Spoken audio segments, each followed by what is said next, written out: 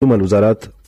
والله سبق أن حكيت حتى في وسائل الإعلام أخرى أنه مسيرتي المهنية هي تمتد على أكثر من 35 سنة، وقبل ما نكون مسؤول ووزير من 94 ل 2010 كنت وزير زادة في سنة 87 في آخر حكومة بورقيبة، وتحملت العديد من المسؤوليات على رأس مؤسسات كما الديوان التونسي للتجارة اللي كانت بمثابة وزارات، وهذا الكل كان في بداية الثمانينات. في اليوم بعد العودة إلى الساحة السياسية، عندما يقوم منذر الزنيدي بنقده الذاتي للفترة التي قضاها مسؤولا أول في عدد من الوزارات، ماذا يستنتج؟ يستنتج أنه كانت معناتها العديد من الأغلاط والعديد من الهفوات، وأنا قمت بالمراجعة والنقد الذاتي بالنسبة للفترة اللي عشناها مع بعضنا متاع 23 سنة ما بين 87 و 2010، ومع تأكيدي على أنه كانت العديد من الأمور إيجابية كان نشوفه من ناحية النمو الاقتصادي ومن ناحية احترام التوازنات الداخلية والخارجية، ولكن نعتبر أنه النقائص كانت عديدة وكثيرة. من الناحية الاجتماعية معناتها ما توفقناش في كل ما هو مقاومة البطالة، في كل ما هو تحقيق التوازن الجوي اللي هي مطالب شرعية بالنسبة للمواطنين، وبالخصوص إخفاق كامل من الناحية السياسية معناتها سواء بالنسبة للديمقراطية، سواء بالنسبة للحريات، سواء بالنسبة لاحترام حقوق الإنسان، سواء بالنسبة للفساد. ومن غير شك الامور هذه اليوم مشات وما لازمش ترجع، الماضي لازم شنو الضمانات بدون رجعه؟ شنو الضمانات انه اليوم ما نعاودوش نرجعوا في صورة تم اختيارك مثلا سي منذر الزنيدي رئيسا، انتخابك رئيسا للجمهورية، انه ما نعاودوش نرجعوا لهذه الفترة؟ ما هي الضمانات؟ هو الضمانات في كل الحالات، مش في صورة اختياري انا ولا في صورة اختيار غيري، ولا انا معناتها من غير شك مش ندافع على حدودي كاملة بالنسبة للانتخابات القادمة. هو الشعب التونسي اللي يوقف ضد كل ما هو معناتها قمع الحريات وفرض الديمقراطية. واليوم تونس تنعم بدستور جديد اللي هو من أحسن الدساتير اللي موجودة في العالم، وكما قلت التاريخ ما يرجعش للوراء، انتهى هذه صفحة. رجع في 88 رجع بعد ان شاء الله ما المرة هذه كيف معناتها احنا انا علاش أنا بالنسبه لي انا اساسي ناكد على الموضوع هذا انه تونس اليوم ماهيش في حاجه لرجل منقذ، تونس هي في حاجه اليوم، تونس عندها المؤسسات، تونس المنقذ بالنسبه لتونس هو الشعب التونسي. ما لازمناش الغلطات اللي عملناها كما قلت انت، وعندك الحق في 87 معناتها قلنا ما عادش نعملوا الغلطه هذه نتاع الرئاسه مدى الحياه، وعاودناها الغلطه معناتها وصلت بين الامور 2010. المره هذه ما لازموش نعملوا غلطه اخرى، ولازم يكون عندنا معناتها ثقه في انفسنا معناتها وفي قدرات الشعب التونسي، والشعب التونسي هو اللي ضامن بالنسبة للحريات وبالنسبة للديمقراطية بالنسبة لبلادنا. تونس تحتاج إلى رئيس صادق في قوله وفعله، ويتمتع بكفاءة عالية وقدرة على الاشتغال على مدار الساعة لمواجهة التحديات. هل كنت صادقا في تقييمك لفترة حكم بن علي؟ معناها عندما تقول كنا نناظر في عهد بن علي ولم ألتقي يوما بليلى طرابلسي. نزيد نأكد لك أني عمري ما التقيت بها خارج المناسبات الرسمية، هذا من خطر طول لي 10 أيام وأنا نحكي في مخصوص الماضي وفي بالي عطيت كل التفاصيل، ولكن مناسبة أخرى باش نزيد نوضح أنه الكلام اللي قلته هو 100% صحيح. الثقة معناتها كي نقول أنا ما نعرفش الصوت معناتها من غير شك نجم نسمعه في التلفاز، نجم نسمعه في الراديو، كما أنت سي أبو بكر قبل ما نتقابلوا كنت نتبع في معناتها فيك ونعرف صوتك، واليوم هاو تقابلنا مع بعضنا. ما حبيت نقول بصفة شخصية ما كانت فما حتى علاقة من أي نوع.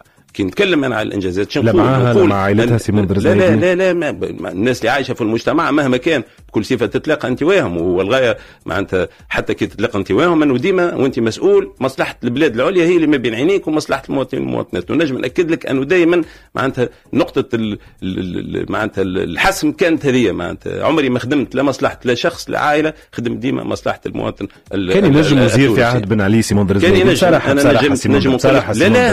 صراحه ولو ما نحبش نطول في هذا،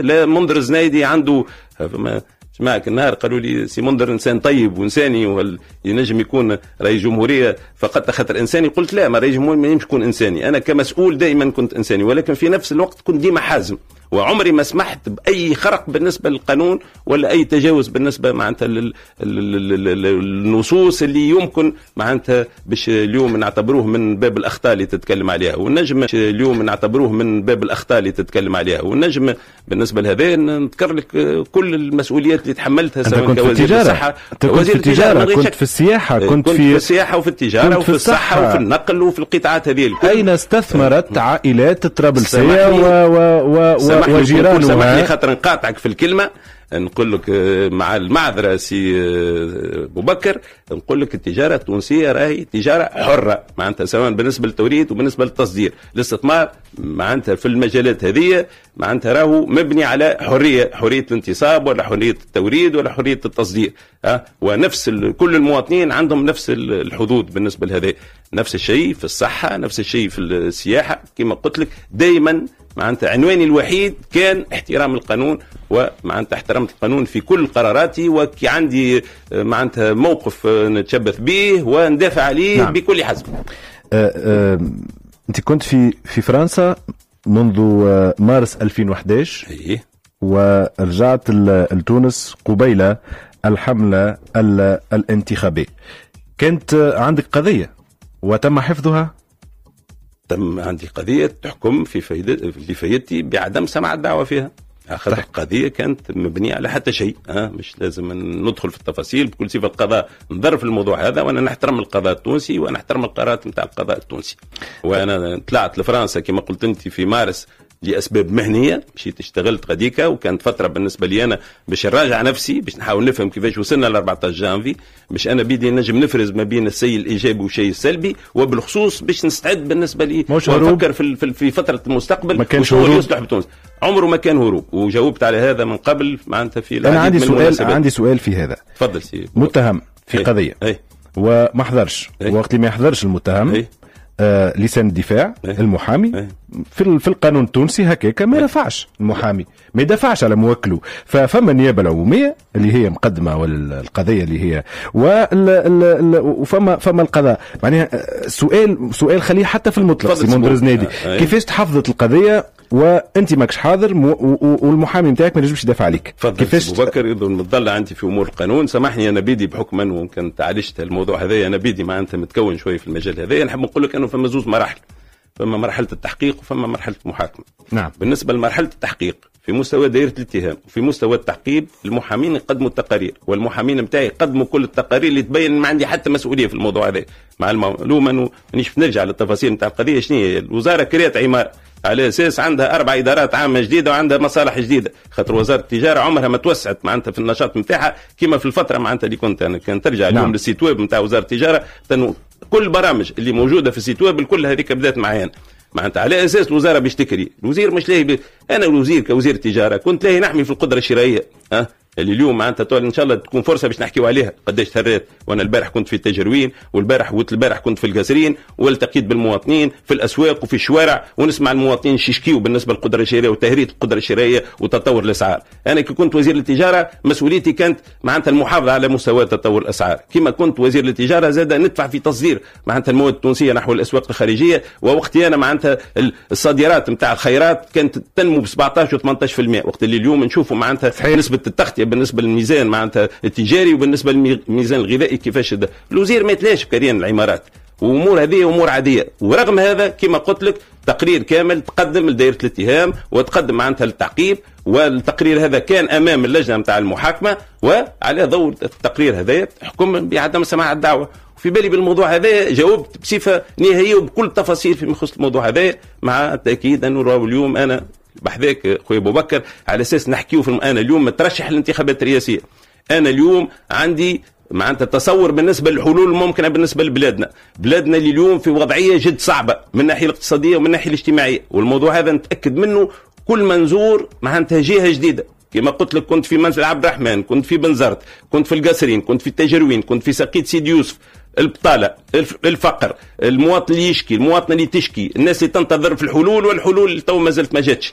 هذا الى جانب معناتها كل ما يتعلق بالتوازنات الداخليه والخارجيه. اليوم نسبه نمو نتاع البلاد 1.5%. سي ابو بكر واحنا نحكيوا على الماضي، لازم التوانسه الكل يحطوا اليوم اليد في اليد باش الماضي غير مهم. الماضي هام بالنسبه للي استخلص العبره منه، وانا استخلصت العبره منه. قلت لك فما الايجابي وفما السلبي، والسلبي نتخلصوا منه بدون رجعه. تحدثت عن الموضوع هذا بكل تفاصيل. قال يهمني اليوم شنو اللي يفيد اخواتي المواطنين بالنسبه معناتها للمده الجايه. انا نحب نسبه نمو ترجع الى مستويات معناتها اللي تمكن من تقليص نسبه البطاله.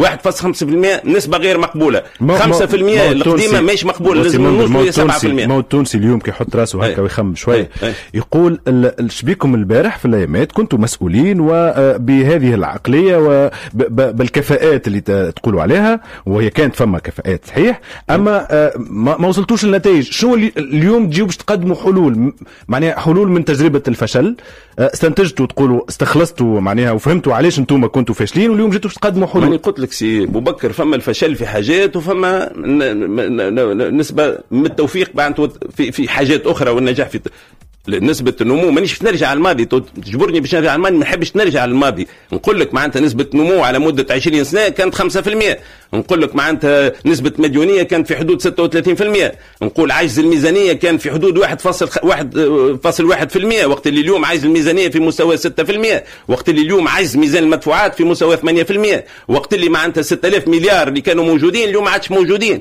وقت اللي اليوم نسبة التدين معناتها فاتت 50%. طيب. اليوم أنا اللي يهمني كيفاش تونس تنجم تعالج مشاكل هذه. طيب. أنا اللي يهمني اليوم المرأة اللي شفتها البارح في التجروين اللي دخلت للسوق ما نجمت تشري، كانت 3 ولا 4 كعبات التفاح. يهمني معناتها الناس اللي زرتهم معناتها في بنزرت، واللي المرأة تخدم في معمل متاع نسيج والراجل يخدم في البحر، و4 أولاد مجازين. المرأة المعمل سكر، الراجل البحر معناتها مشاكل في البرد، وال4 أولاد معناتها بطالين. أنا اللي يهمني اليوم كيفاش نلقاو إمكانيات باش نشغلوا أبنائنا. معناتها اليوم نسبة البطالة زادت، اليوم البطالة متاع حاملين شهادات.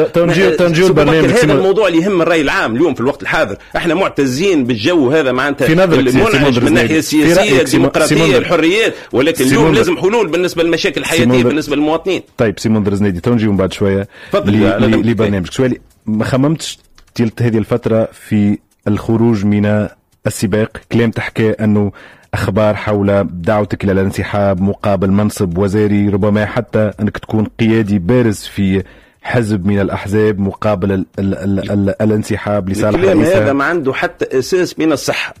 أنا كي دخلت السباق هذه مانيش نفركس على فوتوي ولا نفركس على كرسي ولا نفركس على حاجة من النوع هذا. دخلت على أساس اعتبرت أنه تجربتي اليوم نحب نفيد بها بلادي. اليوم تونس في حاجة لكل أبنائها، في حاجة معناتها الاندفاع ولا الطموح متاع الشباب، ولكن في حاجة للخبرة متاع الناس اللي خدمت. مع المعلومة أنه الخبرة مش حكاية عمر، ومع المعلومة أنه معناتها الخبرة زادة في تسيير الدولة، خاطر تسيير الدولة شيء وتسيير جمعية ولا تسيير معناتها مع تقديري تسيير الجمعيات، وأنا بيدي كنت رئيس جمعية فهمتني، ولا تسيير مؤسسات معناتها شيء آخر. هل عرض عليك هذا الأمر؟ لا، عمره ما تعرض علي الأمر هذا ولا نفكر فيه، ولا معناتها فما شكون اسمح نفسه باش يجي يحكي لي في الموضوع هذا. ما تعليقك على مساندة الحركة الدستورية الأقرب ليك، الحركة الدستورية اللي ترأسها حامد القروي يوم 7 نوفمبر، مساندتها للباجي قايد السبسي؟ أنا نتشرف بالمساندة متاع الجمعية التونسية متاع المتعطلين على العمل. أنا هاولي اللي سرني أن المتعطلين العمل وصعوبات اللي هما معناتها تعرضهم ويرقوا فيها في حياتهم يجيوا يقولوا احنا نختاروا المنذر الزنيدي بالنسبة للانتخابات الرئاسية رقم 23 في انتخابات 23 نوفمبر. بقى معنا سي منذر زنيدي، نرجع لك بعد لحظات. ميدي شو مواصلة معكم حتى الماضي ساعتين. منذر زنيدي المترشح المستقل للانتخابات الرئاسية. صندوق شابة.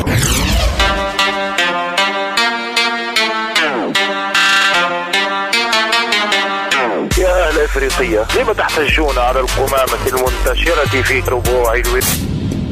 شكرا لسماعكم. ميدي شو حتى الماضي ساعتين. ضيفنا سيد المنذر الزنيدي المترشح المستقل للانتخابات الرئاسية. في جوهرة قلت لا يجب أن يكون رئيس الجمهورية رئيسا لحزب. علاش؟ على خاطر بالنسبة لي أنا رئيس الجمهورية في حسب الدستور الجديد، وفي بالي هذا اللي يتناسب مع حتى معناتها الوضع الحالي والانتظارات التوانسة كل التونسيين والتونسيات، لازم يكون يجمع ما بين كل التوانسة ويكون فوق الأحزاب. يكون فوق الأحزاب على خاطر اليوم بحكم الدستور عندنا مجلس نواب الشعب اللي هو معناتها المكان اللي باش يكونوا فيه معناتها نشكل النقاشات السياسية والتحالفات اللي تنجم تمشي في اتجاه ولا في اتجاه آخر، وعلى أساس تشكل الحكومات. والحكومات كما تنجم تتشكل كما تنجم تتحل، ورئيس الجمهورية هو في حالة غدوة وجود خلافات. سيستقيل رئيس الجمهورية إذا كان حتى كرئيس حزب يفرض عليه الدستور أنه يستقيل من رئاسة الحزب. أما بالنسبة لي أنا نتصور رئيس الجمهورية ما ينجمش يكون رئيس حزب. كل واحد عنده خلفية متاعه، كل واحد عنده هوية متاعه. بالنسبة لي أنا رئيس الجمهورية اللي مسؤوليته معروفة ومحددة في الدستور، سواء متعلقة بالدفاع أو بالنسبة للأمن أو العلاقات الخارجية.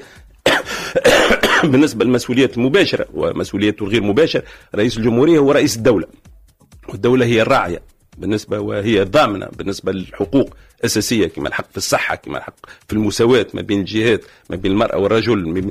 بالنسبة لي أنا رئيس الجمهورية باش ينجم يتحمل هالمسؤولية، بالنسبة لي لازم يكون معناتها رئيس اللي يكون في على نفس المسافة من كل التيارات السياسية وبعيدا عن تجاذب. خلينا ناخذ الوضعية اليوم. رئيس الجمهورية لا يجب أن يكون رئيس حزب في نظرك، هل عندك خوف من الهيمنة، من هيمنة طرف سياسي معين على الرئاسات الثلاث مثلا؟ غدوة كي رئيس الجمهورية يكون مستقل الهيمنة مش ممكنة، وكي يكون رئيس الجمهورية مستقل فما إشكالية أنه يصير نوع من التصادم أيضا بين الأغلبية اللي أفرزتها الانتخابات التشريعية ورئيس الجمهورية المستقل اللي ما عندوش وراه كتلة نيابية في البرلمان. اليوم تونس ما في حاجة للتصادم، وفي بالي المشمولات هي بيدها محددة بدقة في الدستور، مش بدقة برشا. فما أمور اللي من أنظار الحكومة ورئيس الحكومة. 93 يقول له أن يحذر ما عداها من مجالس وزراء وعند حضوره يرأس المجلس. واليوم المترشحين للرئاسة كل واحد عنده قراءة لهذه الفقرة ولا لهذا الفصل، فصل 93 من الدستور. واحد يقول لك نحذر كل مجالس الوزراء ويفسخ معناها رئيس الحكومة، والآخر يقول نحذر وقت اللي يتعلق الأمر بمثلا البنية التحتية. كل واحد عنده تصور سيمون درزليدي. أنا في بالي الغاية ما هيش أنه واحد يفسخ الآخر. أنا بالنسبة لي أنا باش نسعى باش يكون فما التكامل ما بين رئيس الجمهورية والحكومة ورئيس الحكومة. رئيس الجمهورية عنده مسؤوليات مباشرة محددة في الدستور، وعنده مسؤوليات غير مباشرة. بالنسبة للمسؤوليات غير مباشرة مفروض أنه رئيس الجمهورية يقوم بها على أساس تنظيم مؤتمرات. فما العديد من المقترحات اللي جات في البرنامج نتاعي لعل باش نرجعوا لها باكثر تفصيل من بعد، كل ما يتعلق بالشباب، كل ما يتعلق بالتربيه، كل ما يتعلق بالامن الشامل، ومن غير شك التنفيذ يكون معناتها من طرف الحكومه.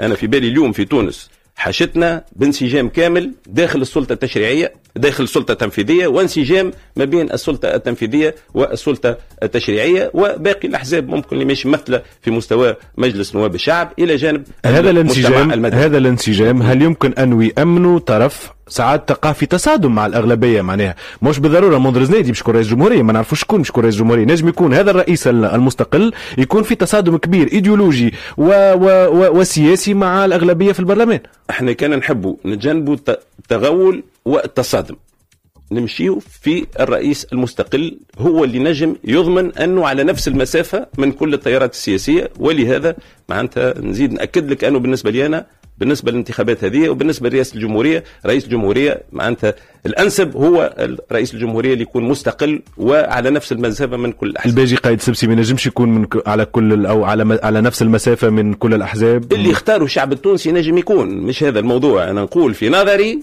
انت عندك تخوف من التغول من الهيمنه. انت بديت بالسؤال هذا قبليك وسبقا جاوبت عليه. نعم. وقلت انه غدوه اذا كان عندك السلطه التشريعيه والحكومه والرئاسه في يد واحده نجم توضع السؤال اللي وضعته انت قبيله وتقريبا انت جاوبت عليه ما دام استعملت العباره هذه نتاع التغول. فهمتني؟ يعني بالنسبه لي انا نقول اللي كان نحبوا نجنبوا هذا، واذا كان من ناحيه اخرى نحبوا نجنبوا انه يكون فما استدامه ما بين شكون يكون على راس معناتها الدوله ولا على راس الجمهوريه وعلى راس الحكومه ومعناتها اللي عنده اكبر عدد نواب في مجلس نواب الشعب. الانسب هو ان يكون رئيس معناتها اللي يتم انتخابه على انه رئيس مستقل عنده خلفيه سياسيه من غير شك، ولكن حرصه ان يكون على نفس المسافه من كل التيارات السياسيه. شو تصورك الحكومه القادمه؟ كيفاش تراها الافضل للمرحله القادمه في تونس؟ والله لازم ملامح تخرج، مازلنا ما نعرفوش احنا التحالفات على اي اساس قاعده معناتها تتبنى ويا ليت الامور هذه تكون بشفافيه الكامله ونعرفوا معناتها شكون من سيتحالف مع من. مع المعلومه فماش عيب معناتها في السياسه وفي البلدان الديمقراطيه من غير شيء في المجلس الناس تتحالف مع بعضها وتنجم يكون معناتها اغلبيه من نوع معين ولا اغلبيه من نوع اخر، ولكن احسن كانت تكون معناتها على مرأى ومسمع نسمع من الجميع حتى الناس الكل تكون على بينه من الشيء اللي قاعد يصير في الوقت الحاضر. قلة هم من يضعون في أولوياتهم المترشحين للرئاسة المحاسبة.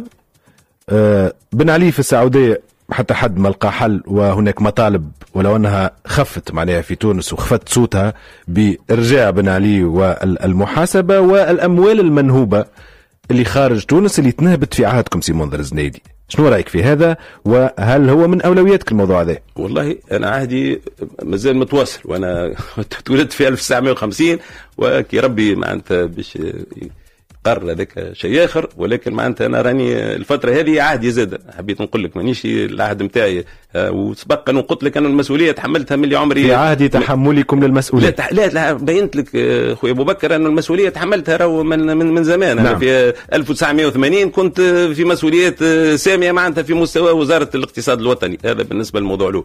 الموضوع الثاني في بالي فما مجهود كبير قاعد يتبذل في الوقت الحاضر واللجان معناتها في مستوى الحكومة اللي قاعدة منكبة على الأمور هذه. هذا القضاء هو بيدو معناتها متعهد بالأمور هذه، وأنا عندي ثقة في القضاء متاع تونس على أساس أنه يوقف على حق الشعب التونسي. رئيس الجمهورية باش يكون عنده دور في هذا الموضوع. الحوار مع المملكة العربية السعودية مثلا دبلوماسيا لاسترجاع رئيس سابق اليوم تتعلق به عدد من القضايا. كما قلت لك أنا نحترم دور القضاء في هذا الباب، والقضاء من غير شك رئيس الجمهورية رئيس الدولة باش يكون حريص باش تتوفر. المسألة تتحل بالقضاء ولا بالدبلوماسية؟ المسألة بالنسبة لي أنا مادام فما قضايا منشورة أمام المحاكم هي مسألة قضائية، وهي مسألة اللي بصدد الدرس وبصدد معناتها التقدم فيها، وعندي ثقة في القضاء التونسي. ما تخممش في أنك لو تم انتخابك تعمل نوع من الضغط على العربية السعودية؟ والله نخمم أنه في حالة انتخابي نحاول اليأس من القلوب التوانسة من قلوب الشباب التوانسة نخرجوا. أنا سي أبو بكر كنت في الأيامات الأخيرة في القاسرين وكنت في تجروين ودخلت المقاهي الشعبية، وكي نشوف الشباب متاعنا العاطل على العمل قاعد يشرب في القهوة وكي ينجم ويتكيف السواقر ويلعب في البروموسبور ولا يلعب في الكارتة، أنا بالنسبة لي أنا هذه الأولويات بالنسبة لي أنا. كي ندخل الأسواق ونرقى الأسعار ما تتقربش، وقت اللي أنا كنت وزير التجارة ونعرف كيفاش فما إمكانية باش تتحكم في تطور الأسعار، خاطر هو كله موضوع متاع إنتاج. احنا بلاد فيها إنتاج فلاحي وافر، وتبارك الله فلاحتنا مزدهرة، وقطاعاتنا الإنتاجية معناتها تحقق في معناتها من غير شك هي بيدها في حاجة باش اليوم نزيدوا نحيطوا بها. ونحب نحكيو في الموضوع هذا كيفاش غدوه نرجعوا الصناعه نتاعنا، كيفاش نرجعوا السياحه نتاعنا، كيفاش نرجعوا معناتها. انا بالنسبه لي أنا الاولويات هي هذه. عنده دور اقتصادي رئيس الجمهوريه؟ عنده رئيس الجمهوريه كضامن نظام للشغل، كيفاش ما عندوش دور اقتصادي؟ وزير رئيس الجمهوريه كمسؤول على العلاقات الخارجيه. انا الدبلوماسيه اللي نفكر فيها هي دبلوماسيه من نوع جديد، دبلوماسيه معناتها اللي تكفع التنميه في تونس. انا نحب غدوه معناتها المنظمات الدوليه تبدا عندها فروع في تونس. انا كي كنت وزير للصحه معناتها حليت فرع نتاع المنظمه العالميه للصحه في تونس، وغدوه تنجم الجمعيات الغير حكوميه وتنجم المنظمات الدوليه تكون عندها فروع في تونس وتشغل. رئيس الجمهوريه غدوه معناتها ينجم يفتح افاق في التطوع معناتها بالنسبه للشباب باش يمشي ويشتغل في الخارج ويزيد يكتسب الخبره، والخبره هذه معناتها هو يستفاد منها وتستفاد منها البلاد.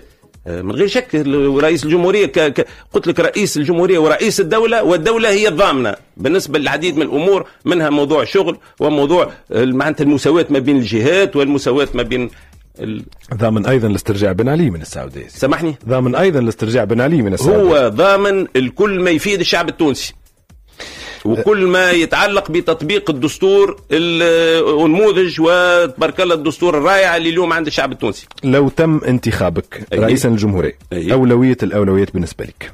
أولوية الأولويات أنت من غير شك هي مقاومة الإرهاب.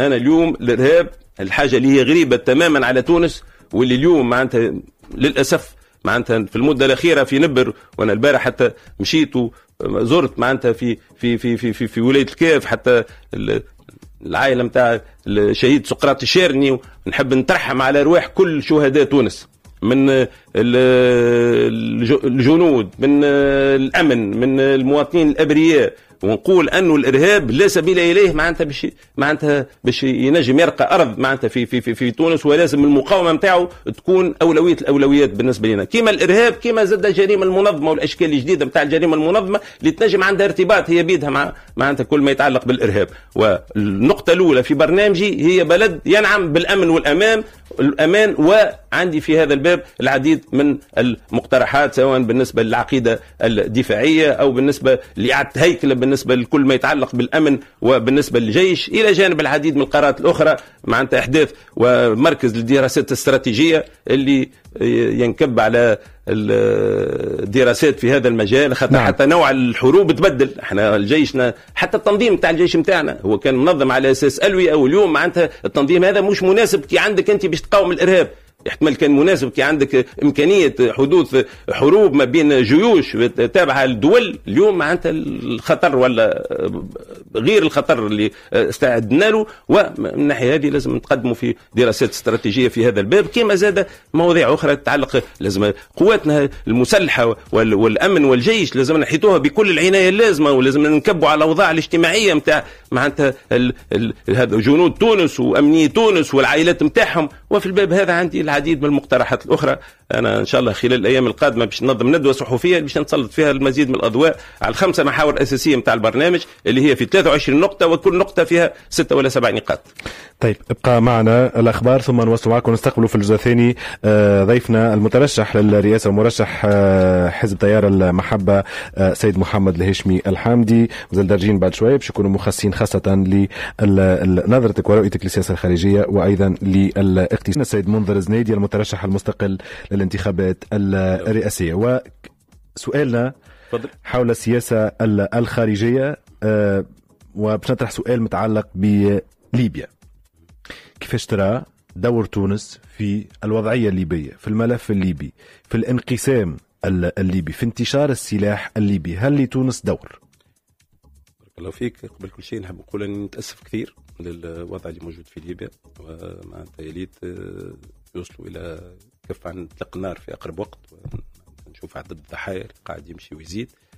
ونحب نقول أنه ليبيا وتونس هي امتداد بعض البعض.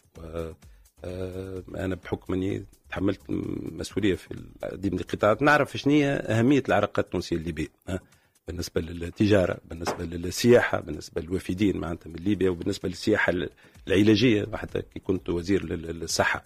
ونتمنى ليبيا معناتها العودة للسلم والاستقرار. وبالنسبة لليبيا تونس نجم تكون المثال. احنا معناتها الحوار الوطني، وأنه الشعب التونسي اليوم معناتها تمكن من معالجة مشاكله السياسية بالحوار وبمعناتها كل ما قمنا به. دور تونس في الحوار، هل لنا دور؟ دعوة كل الأطراف إلى الجلوس مع بعضها وإيجاد الحلول في نطاق الشرعية ومعناتها السيادة من غير شكل الشعب، وبعيدا عن معناتها المواجهات العدد الهائل هذا من الجرحى والضحايا. الشعب الليبي والشعب التونسي نفس الشعب، ومعناتها ربي يعلم شنو هي متانة العلاقات اللي موجودة ما بيناتنا. وبالنسبة لي تعرف العلاقات التجارية مع ليبيا بالنسبة للميزان التجاري للخيرات معناتها توصل 7-8%. الجنوب التونسي جزء كبير يعيش مع ليبيا، وليبيا أقرب ما ترجع للأمن والاستقرار والسلم معناتها أفيد بالنسبة لتونس، وهذا شيء مهم بالنسبة لنا. النوري أستاذ الاقتصاد. مرحبا سي المنظر. سي بارك الله فيك، عايشك سي فتحي. سي المنظر، أنت ترأست وزارة كنت في وزير التجارة لمدة 10 سنوات أقل شوي، من 13 جوان 96 25 جوان 2001 5 سبتمبر 2002 3 سبتمبر 2007. أقل شوي تقريبا، براتيك 10 سنين. أقل شوي. دونك عندك دراية بالوضع أكثر من غيرك يظهر لي. والله كيف سيادتك عفوا.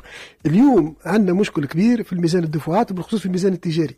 يشكو عجز متواصل، ولا يمثل ثقل كبير على التوازنات الاقتصادية الكبرى وحتى على الاقتصاد نتاعنا. الأسباب نتاعو معروفة.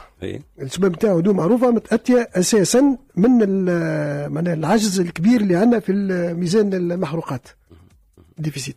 في الفترة الأولانية وقت سيادتك أنت كنت وزير تجارة، في الفترة الأولانية العجز في الميزان الطاقة من العجز التجاري كان يمثل 4%.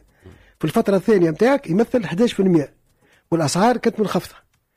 اليوم 2010 6%، بعد 2010 2013 العجز الجزائري واللي يمثل 22%، الضعف، والتسعة شهور الأولانية واللي يمثل 27%.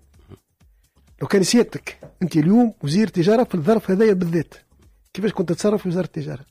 لا ساعة قبل كل شيء مش فقط بالنسبة للميزان الطاقة، أنا سبقا في حصص ميزان تجاري ككل. لا ما نغيش ميزان تجاري، ميزان تجاري بالنسبة للتسعة شهور الأولى من السنة هذه 12000 مليار، وباش نكملوا في 14 مقابل 12 في 2013. معناتها سنة في عام بركة الميزان معناتها التجاري بالنسبة للخيرات نسبة العجز بتزيد 2000 مليار.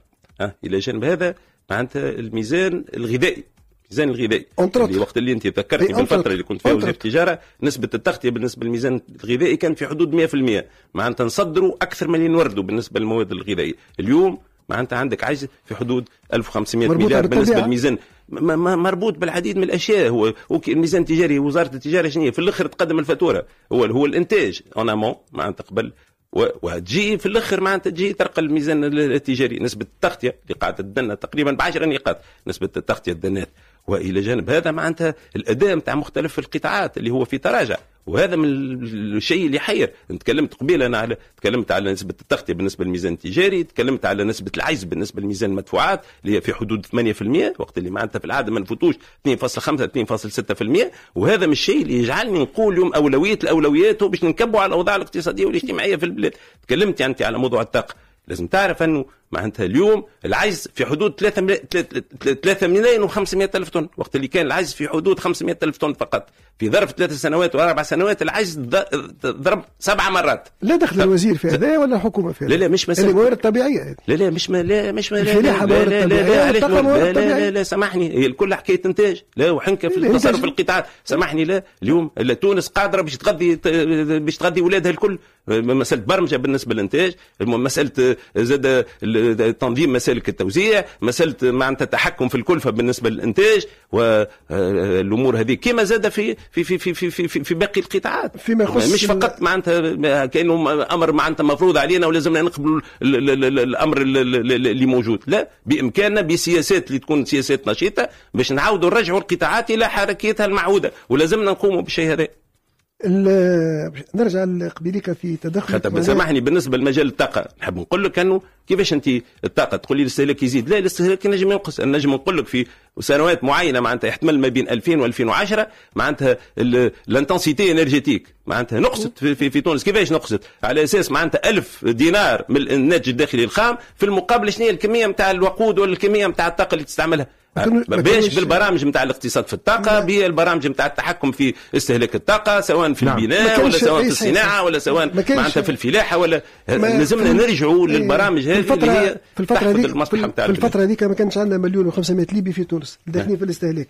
والله سامحني، راهم 1,500,000 ليبي هذوما، راهو العلاقات ما بين ليبيا وتونس هي علاقات مبنيه على الاخوه، والناس هذوما من غير شك موجودين معنا، ولكن اليوم واجبنا معاهم باش نوقفوا معاهم على اساس انه ديما العلاقات ما بين ليبيا وتونس كانت علاقات استراتيجيه بالنسبه لنا، ولازمنا نرجعوا الامور نصابها.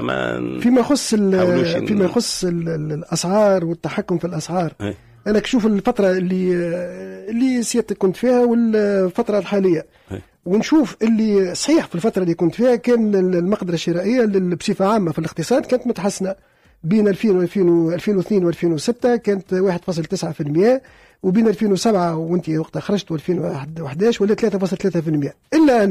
الا ان قولوا تحسنت خاطر تحكمتوا في التضخم، الا ان الطبقه الفقيره هي اللي ما تحسنتش رغم تحكمتوا في ذلك. شنو نقصد بالطبقه الفقيره؟ هم السميقار اللي يعمل في 40 ساعه في الواحد، هو كي تشوف معناه التضخم هذاك هردوا المقدره الشرائيه نتاعو.